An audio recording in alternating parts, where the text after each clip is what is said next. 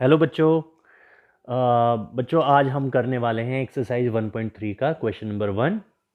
जो क्वेश्चन है prove that root 5 is a irrational number. तो बेटा ये मोस्ट इम्पॉर्टेंट क्वेश्चन है। ये अक्सर क्या है एग्ज़ाम में भी पूछा जाता है। चलिए हम इसको करते हैं। अगर हमें इरेशनल प्रूफ करना है तो सबसे पहले बेटा हमें क्या करना पड़ेगा, इस क्वेश्चन को क्या मानना पड़ेगा, इस वैल्यू को क्या मानना पड़ेगा, रेशनल नंबर मानना पड़ेगा। क्योंकि हम जो इसको यूज़ करेंगे ना वो कॉन्ट्राडिक्ट मैथड यूज़ करेंगे और तब जाकर ये क्या हो सकता है, हम लोग प्रूव कर सकते हैं। चलिए स्टार्ट करते हैं। तो हमने क्या किया, सबसे पहले let root 5 is a rational number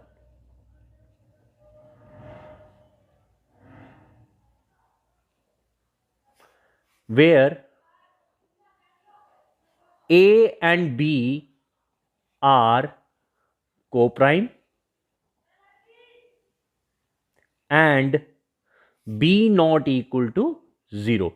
बेटा रेशनल नंबर क्या होता है, जिस भी नंबर को हम लोग क्या लिख सकते हैं, P बाय Q की फॉर्म में लिख सकते हैं।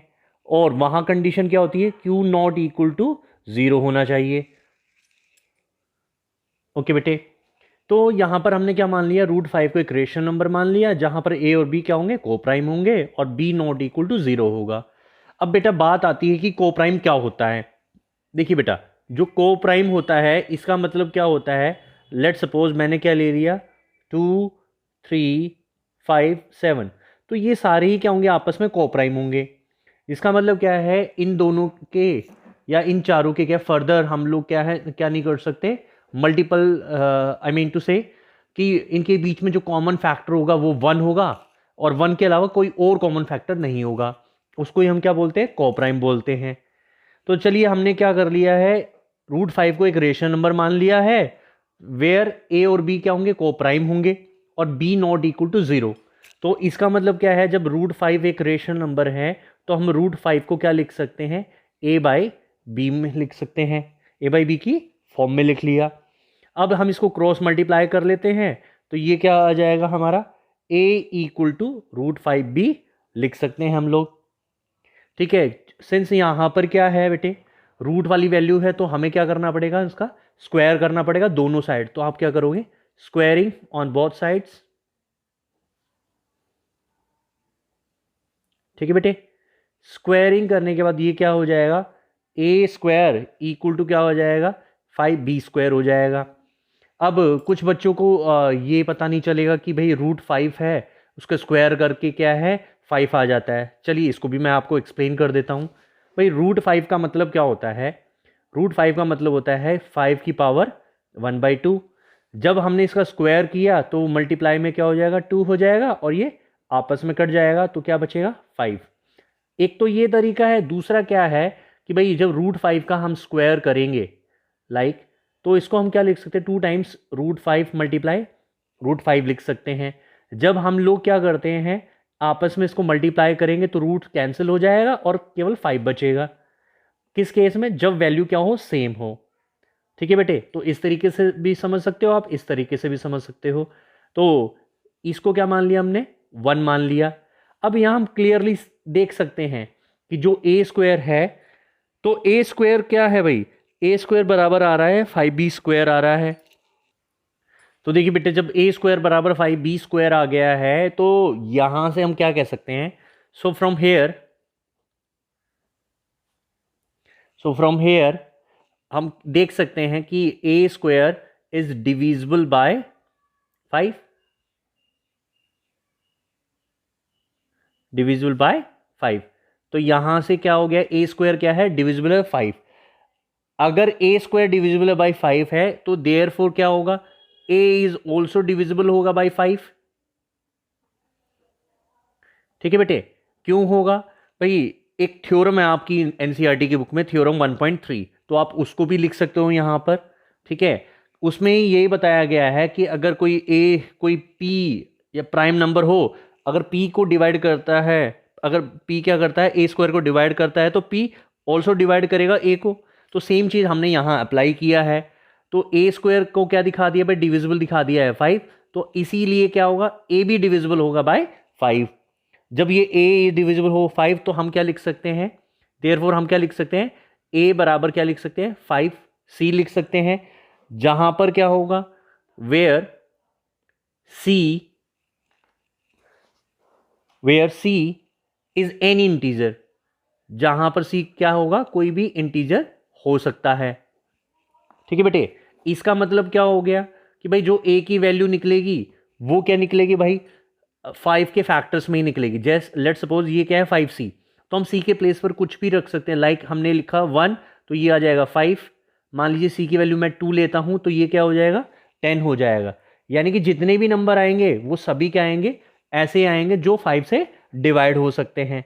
तो इसीलिए मैंने क्या लिख लिया, a बराबर 5c लिख लिया।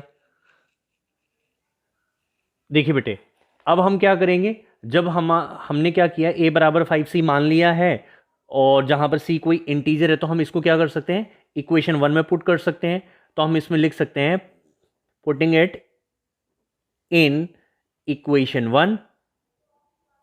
तो देयरफॉर क्या हो जाएगा बेटे, जहां a स्क्वायर है उसके प्लेस पर मैंने क्या रख दिया 5c, तो ये हो जाएगा 5c का whole square is equal to 5b square. तो जब 5 का स्क्वायर होता है तो ये होता है 25 और c की पावर 2 हो जाएगी यहाँ पर, इक्वल टू क्या होगा बेटा 5b स्क्वायर।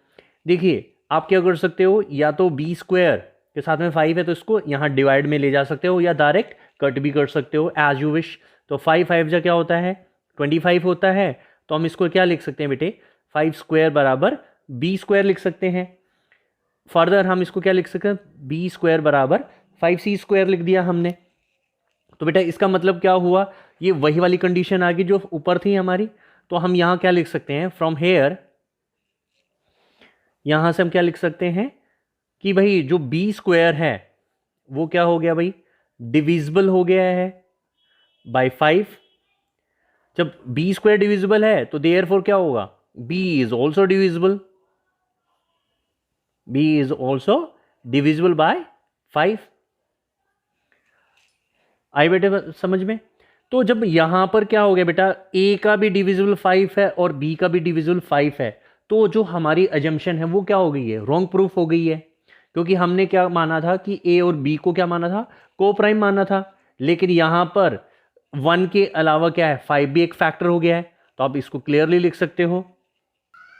तो बेटा हम यहां क्या लिख सकते हैं कि देयरफॉर क्या हो गया, a and b have 5 as a common factor.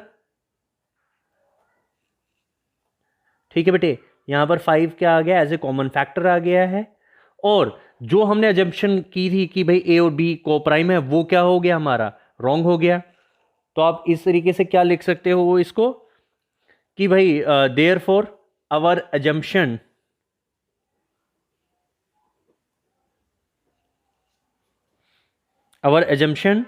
Is wrong, our assumption that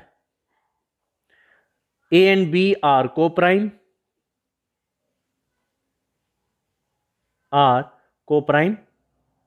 is wrong।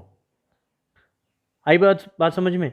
बेटा जब ये assumption हमारी wrong हो गई है, देखिए बेटा जब हमारी assumption wrong हो गई है कि a और b क्या है, जो co-prime है वो wrong है, मतलब co-prime है ही नहीं, तो इसीलिए हम क्या लिख सकते हैं, जो रूट 5 है वो क्या होगा, is an irrational number. That's all बेटा, बस यही हमें प्रूफ करना था। तो बेटा इसी तरीके से आप रूट 2 रूट 3 किसी भी क्वेश्चन को क्या है प्रूफ कर सकते हो। आई होप बेटा आप लोगों को ये क्वेश्चन समझ आया होगा। Thank you students.